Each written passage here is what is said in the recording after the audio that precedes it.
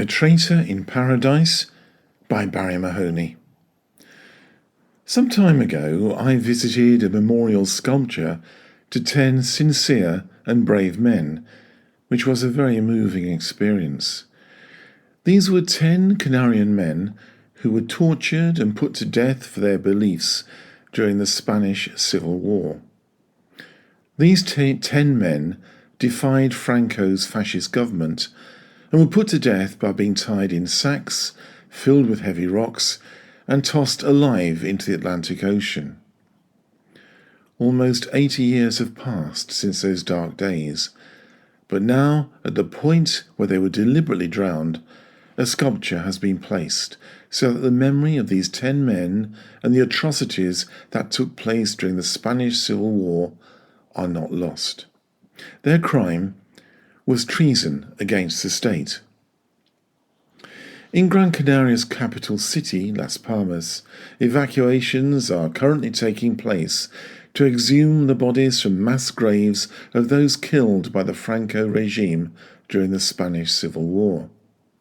The repression of civilian opponents by the Franco regime was cruel for any person or institution thought to challenge the Republic, with any workers' movement or political party described as being on the left of politics, committing a treasonable offence. 80 years on, it's hoped that the exhumation of bodies from a mass grave will begin to repair the nightmares suffered by families and friends of those buried, and paid with their lives for the repression imposed by the Franco regime. Memories of the Civil War continue to be powerful reminders of the evils of a fascist dictator that ignored the rules of basic humanity.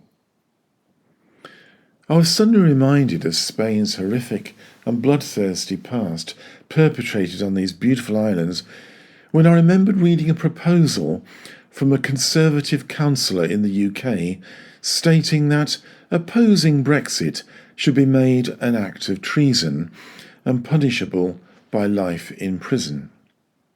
To further strengthen the argument for treason, a statement from a UK Brexiteer, David Bannerman, a Conservative member of the then European Parliament, suggested that the revision of the 1351 Treason Act should also apply to EU loyalists, those who undermine the UK through extreme EU loyalty. As far as I'm aware, in law, treason is a crime that covers some of the more extreme acts against one's country or monarch. History gives us many examples of treason, including Judas Iscariot, who betrayed Jesus, Henry VIII, who had 2 of his 6 wives executed for alleged adultery, on the grounds that such infidelity was treason. The previous US President, Donald Trump, is accused of treason because of his alleged links with Russia, as well as a variety of other alleged more recent charges. Other examples of so-called treason are often little more than action by dissidents, which may happen to upset or offend others who are, or wish to be, in power. One thing is clear: the definition of traitor needs extreme care in its application. To describe those who disagree or are opposed to the foolishness of Brexit as treacherous is inaccurate and does no credit to those who imply treason. There are many British citizens living and working in Europe, as well as many Europeans living and working in the UK who are passionate about wanting the UK to have remained in the European Union. They're vocal about it and support and donate to causes that are attempting to promote an alternative point of view. This does not make them traitors. Indeed, one could make an argument to the contrary. History is supposed to help us avoid the mistakes of the past. If we look at the history of Spain's Civil War and how it divided and ruined a prosperous country, together with the hurt that continues to this day, maybe we all need to be a bit more careful about the language that is used to challenge opponents.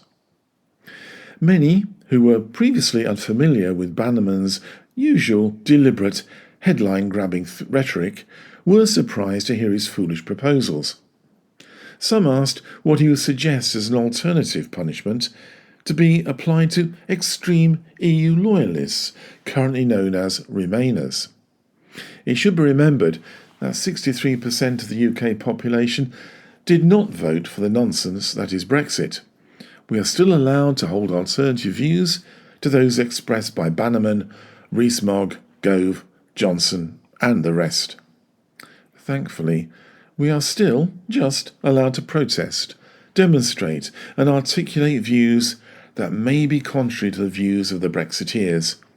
It is not treachery. Some would call it common sense. Fortunately, the new proposals do not call for the death penalty to be applied, but encourages prison sentences for those found guilty. Well, that's all right then.